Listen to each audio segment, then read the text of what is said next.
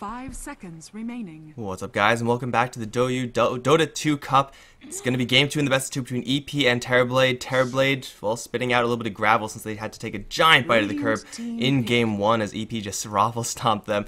I'm Mikelorus, going to be joined by Kefka. Dude, I don't know if you've been in a situation like this, but TerrorBlade just got crushed. What do you think they should actually do? Do you, like, overhaul everything? Do you go back to what you're safe with as a team? What do you think is the strategy here? Depends on their playstyle, but I don't know. It depends so much. Like, do they like playing aggressive? They should play aggressive. If they like playing a bit more passive, they should play passive. Should try and do what you're used to. But it's very hard. They've lost the series earlier today. Also down last game, they lost pretty bad, and it's like very hard to keep to play like how you usually play, like pick the similar heroes, similar playstyle. You're kind of shaken by how bad it's been, and you have to pull yourself together and maybe go back to very like standard heroes. Alright, so you think comfort zone is really where they have to go to. I think, like, when this situation happens, I always say, like, you got to make sure that your game is probably as different as the last one, just so that you're, like, mentally in another game, or you just go for some insane cheese. And it looks like it's not going to be that, at least not yet from TerrorBlade, as they have picked up heroes that are, for the most part, standard. Storm Spirit once again going to be the pickup here, this time with Bounty Hunter. Storm Spirit up against Leshrac, probably a much worse lane than up against the Shadow Fiend, although last game, I don't really know if a lane can get any worse. The Bounty Hunter is that X factor. Even if TerrorBlade do fall a little bit behind in the first 10-15 minutes of the game, Track can very easily get them back into the game. Yeah, they want to try and throw a wrench in the gear of Pacemaker. Put a Bounty, kind of like an X factor. If he's roaming, like he can be anywhere, he can punish you if you try to do something greedy. Can get a free kill on mid suddenly, or like something like that, and you can take control of the game early and hopefully snowball and take the entire game. But Energy Pacemaker got the Rubik again. I don't think TerrorBlade is gonna pick an Earthshaker this game, so maybe they'll have a better chance. Right, so no Earthshaker, maybe someone to help out the Storm Spirit a little bit that's not the Earthshaker. Like, Leshrac versus Storm Spirit is such a gross lane for the Leshrac that he really does need some help, but at that point, who are you going to have help the Storm Spirit? Do you put someone else against the Leshrac? Like, Shadow Fiend is still, I guess, in the pool, so you could, like, try your luck with a different mid-hero, but for right now, it's just going to be a Bloodseeker for them. I think you rely on the presence of Bounty, so that Leshrac can play aggressive, Storm Spirit can farm up. He's on Radiant this time, so he has a better farming capabilities, going to the jungle, getting some extra farm there, and I think you have to rely on that. I don't think you can pick heroes that ensure mid lane, unless Bounty is on the pure offlaner, then you could possibly do that, but I think it's gonna be a bit more roaming and try and put pressure and force no stacks from Energy Pacemaker can't stack, their mid lane has to play passive, maybe someone even help him out, things like that. And TerrorBlade picks up the Bloodseeker so they don't let it go in the hands of Fan again. Well, I like how for TerrorBlade, like, they actually have a team that is already slanted to be more aggressive. So, I mean, comfort zone or not, they'll be able to get plays on the board, force plays, force fights for Energy Pacemaker, where Storm Spirit and or Bloodseeker are going to be starting those fights, so and they have incentive to do so with that track. So I do like how they're kind of shifting things a bit from that we're kind of going to sit back with this Phoenix and Gyrocopter type strategy, and now they're actually going to be on the warpath, or at least they should be on the warpath a little bit more. EP, they have a pretty soft opening, at least for the early stages. Leshrac is a rather soft hero, so as far as their vulnerability to this type of aggressive strat or aggressive opening from TerrorBlade, they will need more CC, they will need more meat on the front lines if they're going to do so, if they're going to have any sort of response to this. But what is that going to be? 50 seconds to make their pick. Leshrac Rubik is an opening that has so much flexibility that honestly it's hard to tell where they're going to go with this one. Yeah, I think Energy Pacemaker should pick a defensive support here, or at least a defensive hero. Like, I hear that, okay, Shadow Fiend is somewhat, that's a bit weird though. Leshrac tends to be mid, and now they pick a Shadow Fiend, so it's not. But I think Shadow Fiend fits what I said, a bit similar, but not exactly. Like, he can be pretty defensive if he gets an early mech, and also the races are very good at forcing the enemies not to dive you. So that's a good way to make the Storm and Bloodseeker be careful, but it's very hard to land the races against a Storm Spirit and a 10 Bloodseeker, seconds so remaining. they probably trust their Shadow Fiend a lot if they pick it in 5 this seconds kind of a remaining. situation.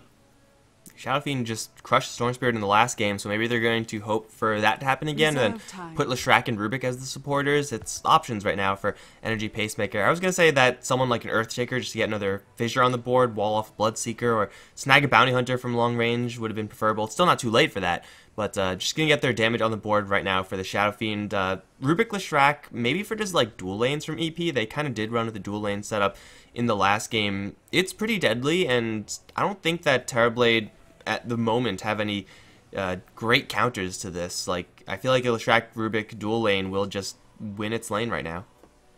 Yeah, I think dual lanes is a very good way to play, especially if you feel confident in your own team. You can play dual lanes and you generally win all lanes then suddenly. If you pick strong lanes and you feel like if you are very comfortable in your heroes, you can just win every lane, and then it's very hard for the opponents to make a comeback. It's a very good way to play against teams that are worse than you in general. Like, it's a very secure way, and that's maybe how they feel in this series.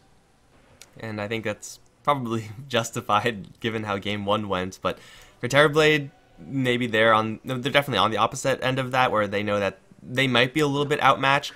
It's going to be a Darkseer pickup for them, so I mean, it's a decent hero to have if you get some Ion Shell shenanigans, perhaps a Bounty Hunter that could set up for some potential silly plays, and well, also very beneficial plays once you get that track up. Darkseer actually seems pretty reasonable here. An EP do have 2 stuns already, and they're pretty, or the Rubik at least, has really good setup against Darkseer, since you can wait all day long for that surge, and then as soon as you see it casted, just lift them back in. As far as an offlane hero is concerned, I feel like Darkseer will have a slightly more impactful time than the Phoenix of last game. Yeah, I really like this Darkseer pick. It feels like Energy Pacemaker's last game. They picked a Shadow Fiend to have as a backbone in their draft, and Darkseer fits in that way for TerrorBlade. They have aggressive heroes, and then the Darkseer has the mech, also very stable, as he can play defensive, but he can also go with these heroes and dive and help them out. And it's a very good hero in general, and I really like the pick from TerrorBlade. But Energy Pacemakers go with a bit of a new pick in that it hadn't been banned or anything, and it gets through all the way to the last pick in second phase, the IO. It's definitely weird to see an IO in that 4th box. I don't know, I feel like this hero, like in general, if you're gonna like plan your entire strategy around this IO, then fine, whatever. Right now, IO doesn't have like any amazing partners, and well, Razor to be banned out with 0 reserve time. Not sure if that was random or not, but I feel like this IO is kind of an unnecessarily risky pick. Like, you're going into a Storm Spirit, you're going into a Darkseer, Bloodseeker. They could all just completely smash an IO. And their lanes are going to be a lot weaker because this IO generally doesn't do a ton in lane unless you're going to have like a dual lane setup, which is still possible for EP, but I feel like this IO could have been, again, like someone like an Earthshaker or any other support hero, and they would have just been a lot safer. Yeah, I agree completely. I feel like this is a risky pick, but I also feel like Energy Pacemakers, with this pick, they show how confident they are in themselves and against TerrorBlade. Like, they feel like we can. IO might not be the safest hero, but we will pick him and we will make it work against this team, and we will win with it. Dire team pick. Naga Siren for TerrorBlade. This looks like it's going to be a more supporty Siren, which I guess, you know, the song is fantastic versus IO. You see Relocate coming, you sing, you have all the time in the world to set up for some sort of play, but this Naga Siren is going to give them their 4th melee hero. And the only hero that's not melee is Storm Spirit, doesn't exactly have a lot of range. So Shadow Fiend, Requiem, Leshrac's kit in its entirety, it's going to be guaranteed to hit quite a few targets on the TerrorBlade side. This is where, like, you're going to wish you didn't have an Ion, you had a Shaker instead, or a Sand King, or someone who could punish additional melee heroes. Yeah, this pick is really weird, I think. It doesn't synergize well at all, I feel like. And Pacemaker goes for the most boring hero in the game. Hey man, if you're up against 4 melee heroes, you want this Viper. Like, what are they going to do to this Viper? TerrorBlade's ban was very good than the Razor ban. If it was a real ban, like, the Viper and Razor fits the exact same way. Like, they're the most similar heroes in Dota almost. So that was a good ban in hindsight, even though they are both very boring. Yeah, against... it's not as boring as a farming Naga Siren, but No.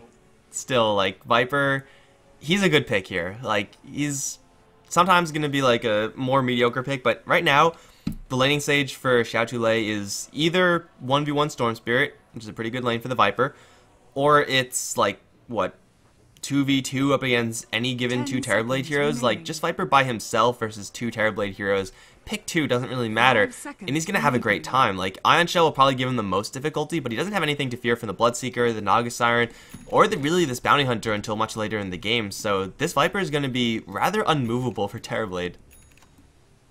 Yeah, I want to see what this Naga Siren does, if it's gonna be anything special, but I don't really see the purpose of this pick. They have Bounty to roam, and then they pick Naga Siren, who is like not a very good solo hero. Like, you don't solo support with this hero in general, and so what is the point of having Bounty and Naga together? It feels very weird, but they might feel like they need to do something different against Energy Pacemakers after last game.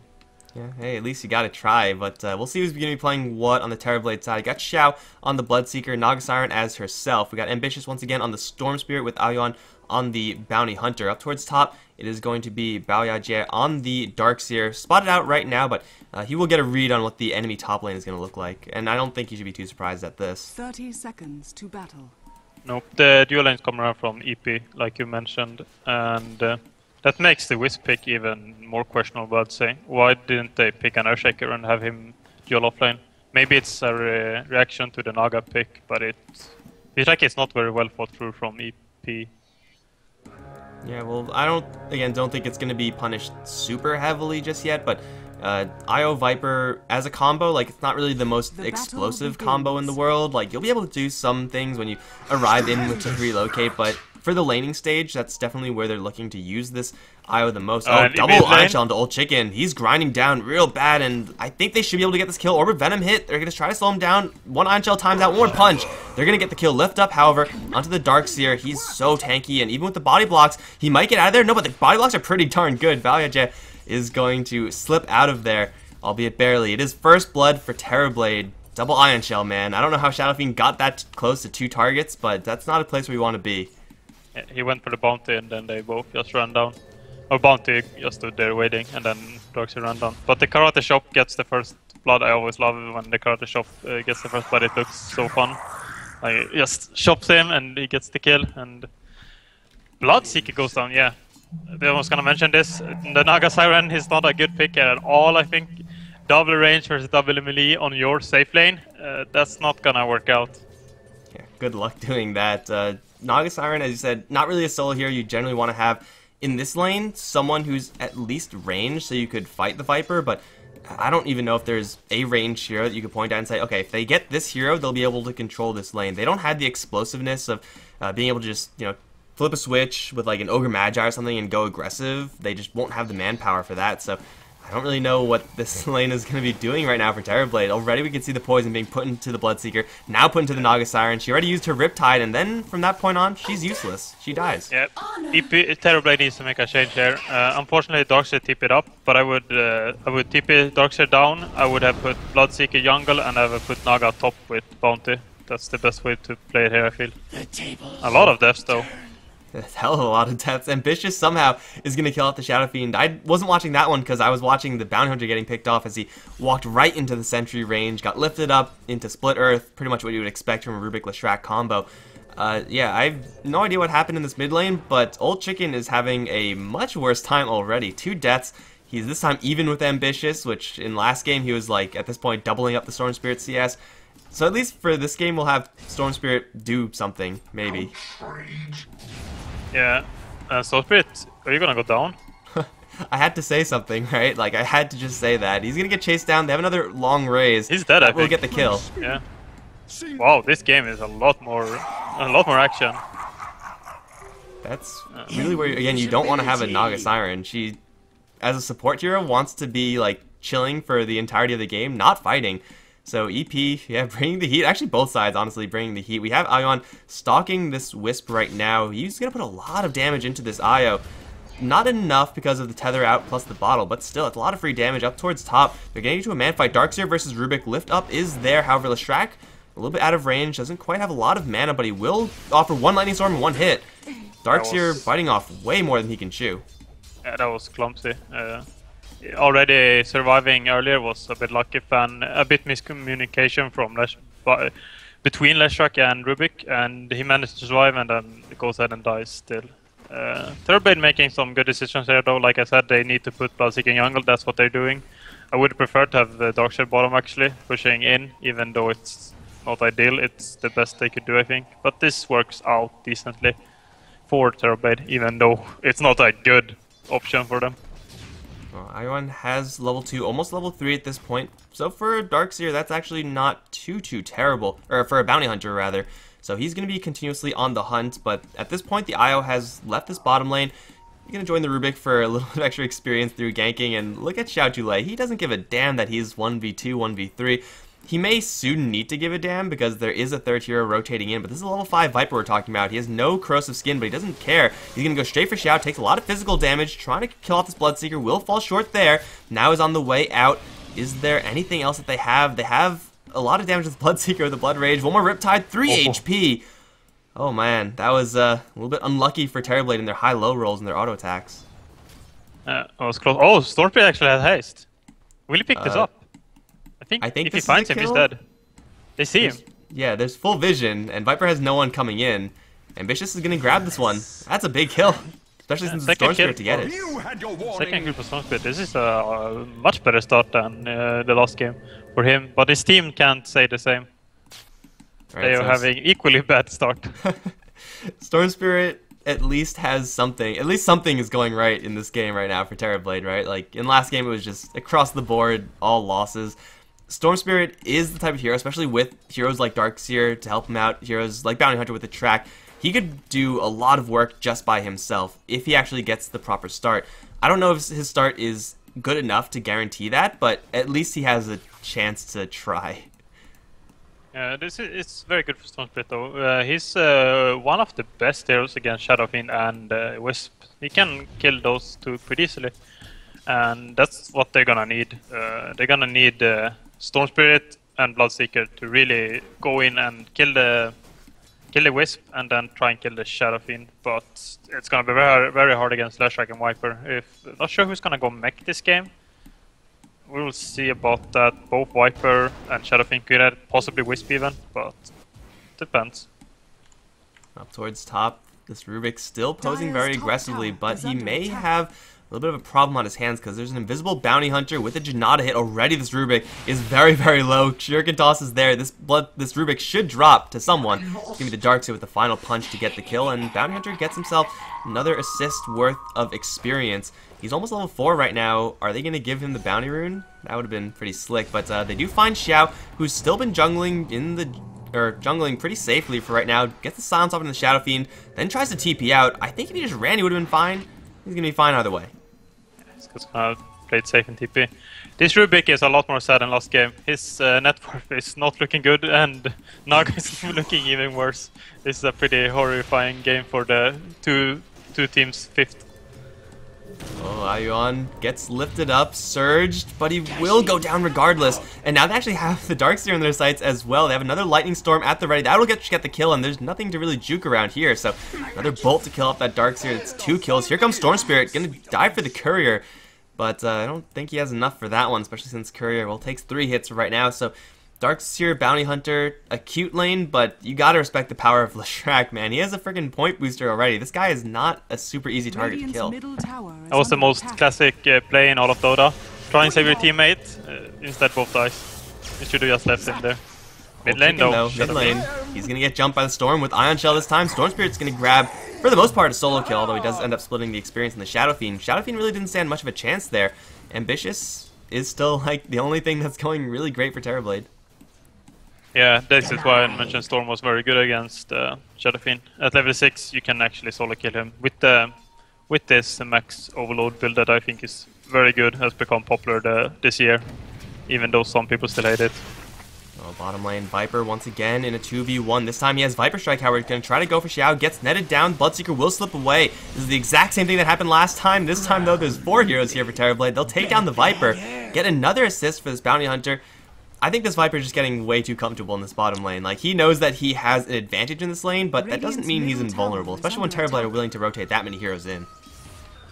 Yeah, I think it's a bit on Wisp though. He hasn't helped Viper at all. Like, yeah, he bought the Urn now instead of getting a TP to save the Viper. The Viper could have actually, with a double TP from EP, I think they could have killed possibly all 4 there. But it fits EP style. They leave heroes, they do what they want themselves, and then the other 4 plays together. So I guess it's fine. The trade-off is, of course, the IO is getting some experience, so he's closer to that level 6. You have a couple of minutes where you're going to lose a couple heroes in the early stages, but later on, should TerrorBlade try to go for that again, suddenly the IO is in there with the Leshrac or someone like that, and then things are much different for TerrorBlade. So, yeah, they're going to absorb the loss right now, or at least try to absorb the loss right now in exchange for a lot more power down the line. And IO, just one creep away from that level 6, is going to grab it while being hidden at the same time. So this is going to be a secret to TerrorBlade, and they may run straight into it. Yeah. Bound Hunter looking, but DD on Shadowfiend not going to happen. You don't really want to fight that, dude. He's hitting really hard. That is, yeah, he's going to steal a little bit of experience, which is, I guess, still kind of nice for the Bounty Hunter. Level 4, almost level 5 at 10 minutes. Obviously, you would like track sooner rather than later, but he's not doing a terrible job at just, sitting around and absorbing experience, even setting up quite a few kills just by himself. So he's still on the hunt, and maybe they're going to even consider diving this Rubik. No, Storm Spirit's going the other way. Never mind. Yeah. This Bounty has done a pretty good job, I think, but he's pretty underleveled. He's not that underleveled, but he's a bit behind. He could have done a lot of impact if he was 6. They're going to dive him now, but this doesn't look like the most efficient dive of all times. Especially with that reload kit coming in. Suddenly it's a 4v2. They kill off the Bounty Hunter. Storm Spirit does have enough mana to get himself out of there, but yeah, Rubik survives barely. And they might be looking to kill these targets that are getting back to the reload kit. 2-man silent structure is there as well, but Fawn does have his Pulse Nova active. Ion Shell going to do a little bit of work, but Nagasiren really not taking enough to stand there. She will start singing, and then everyone will back off. It looks like they may intercept the Bloodseeker on the retreat. 5400 is there. He's going to try to juke, but he's again surrounded with 4 heroes, and there's not much to do there. That was pretty ambitious. Like, at this point, Bloodseeker only level 6. Nagasiren is still, for the most part, a useless hero. Yeah, up against 3, that's not really going to work out. I think we're seeing a lot of what's it called? Experience from EP. They saved the Rubik mid, but they didn't overcommit. They only used 1 TP and relocate, and then thanks to not using too many TPs, they can actually TP top and save them from not dying when the relocate comes back. So very experienced play, not overreacting, and thanks to that they don't lose Leshrac and Io. It's plays like that, and like plays from TerrorBlade where they're trying to go in with 2 heroes, get outmatched, and then they lose a couple heroes. You can really see like the skill discrepancy between these 2 teams. Not to say that TerrorBlade don't have any chance of winning this game. This time they have actually, for a couple minutes in this game, had a gold advantage, but right now 5k and then some for both golden experience in favor of EP. It's already looking like shades of game 1. At least for this game, TB have the Storm Spirit, who at least has power treads, level 9 at this point, and Bounty Hunter's getting a little bit of extra free time to grab that level 6. So TB haven't really fully kicked into gear yet. With this Rupture now up and with Trax soon to be up, they can very easily turn this around if EP get a little bit too confident with their position. And we have seen that from them in the last game, where heroes are just kind of off doing their own thing. They do have a smoke up though, and it looks like they are going to intercept Xiao. They have Dust there, which is going to reveal the Bloodseeker, which he's not going to go invis now, but it's not actually going to do that much. That Dust might have been a little bit premature perhaps, but again, you could most of the time assume that there's a Bounty Hunter who's blowing your smoke. It was good play from, like, good fought, but it didn't work out because it was not the Bounty Hunter who revealed. A bit of an early smoke though. Shadowfiend is like 200 gold away from use, and they smoke. It's a really weird timing. In general, you want to wait for your something like that to get delivered before you actually go for a smoke into the enemy forest. Like, it's pretty risky actually. Well, it doesn't get punished, so Old Chicken's gonna be fine to continue onwards. With that tower destruction, they will get just enough gold to complete out that Yule Scepter, so it's gonna work out pretty well for Old Chicken in the end, regardless of whether or not it was a risky move. Again, risk reward. They do have the Shadow Fiend still sticking around. His Eul Scepter is flying in, but they do have Byaja in their sights. I don't know how this Darkseer got here with absolutely no mana, but this is not a great place to be. Sooner or later he's going to die. One more Lightning Strike, that'll do it. In the meantime, in the bottom lane, well, Viper's doing his thing versus Naga Siren, takes him down. Now has to face up against a 1v2. Can Ambitious put out enough damage to kill off this Viper? Only, well, actually, no, at this point, maxed out Corrosive Skin, so the Storm Spirit not doing as much as he can. Now here comes Old Chicken's Requiem. Yeah, it's going to land onto not that many heroes, but they do wall off the Bounty Hunter from the right side, and with a long raise, take down the Storm Spirit. They see Xiao, they can't catch up to him, but that's a 4-0 for EP. The Viper tanked up really hard in this game, and that was rather quick. That was disgusting. Missed time from Shadow Fiend didn't matter at all. The long range Shadow Ray sniped Storm Spirit, even though he was ruptured. Didn't have to move at all, he just took the Storm Spirit down. And don't really know what TerrorBlade should do at this point. They lack the farm to really go into EP. EP has 3 heroes in their 3 cores, or in general, 2 of them are very squishy, but when they pick up their first item, they become so much tankier. And they have all 3 picked those items up, and I don't really know what TerrorBlade can do to kill these heroes now. Oh, Darkseer. Surge into Eul Scepter. The Shadow Fiend's walling off one side. They may take out the IO now. Yeah, Darkseer kind of just going off on his own there.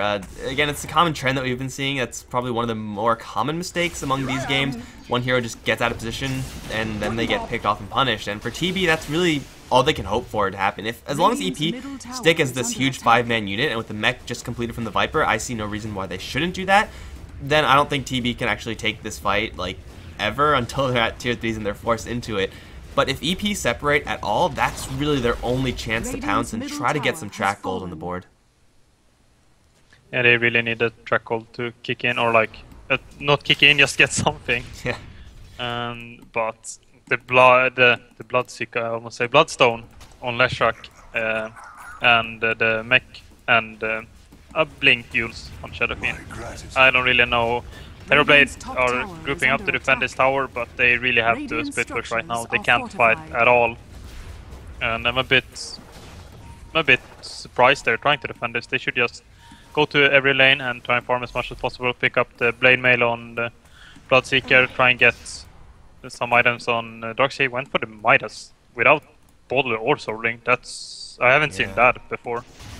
I don't think I've ever seen a Darkseer not go Soul Ring, like or Bottle, as you said. Like getting any item outside of that's pretty ambitious. They're gonna rupture the Viper, but he's gonna charge forward. He doesn't give a damn about that. Song of the Siren is there, but they're sitting in the Pulse Nova. You guys probably turned that off. Fan's gonna do a lot of damage over the course of this fight, and the Shadow Fiend's gonna come in from the back as well. Fan's still alive, still kicking very hard at that. He's gonna take a double kill for the team, and they have the Naga Siren caught in the corner.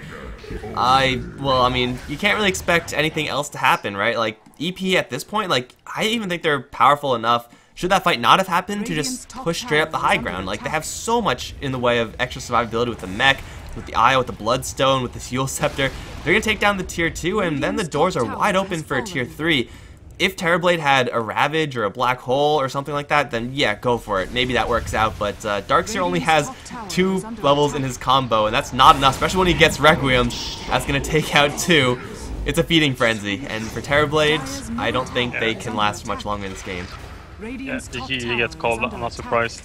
It was a very one-sided game, even though it became good for TerrorBlade for a while, but when EP like, okay, enough is enough, now we're gonna win, and they had no chance at all. It was a very big skill difference in the teams, between the teams.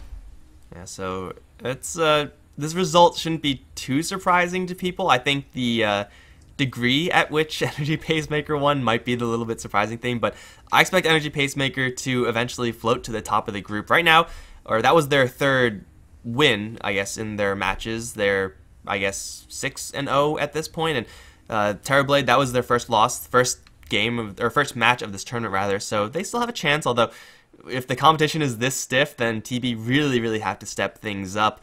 So yeah, unfortunately this is going to jam up our schedule by quite a bit, since the next game, guys, is going to be happening in about an hour, or I guess close to 50 minutes, so you guys are just going to have to wait here for that one. But that one will be soon. It will be Tongfu versus NBM. So that one hopefully will be a little bit closer, but I expect for Tongfu to float to the top along with Energy Pacemaker. Dude, this game was decisive, to say the least. Do you have any final words to shut this out? I think Energy Pacemakers might be the best team in this group, and TerrorBlade might be the worst, so Okay. it's not much to say. I don't think a lot of rares were lost. Hey, some people may be betting on that, like, what, 8% or something like that? Because that seems pretty good if somehow TV pull a miracle, but no miracles were going to happen today, at least not now. Guys, I'm Mikelorus. I've been joined by Kefka. We hope you enjoyed the cast, and if you did, be sure to hit the follow button below. Be sure to follow us on Twitter at Mikelorus, at Kefka Dota. It's all in the title and stuff like that. So we'll be back in about another 50 minutes for the next series. Hope you stick around or come back by then. See you later, guys.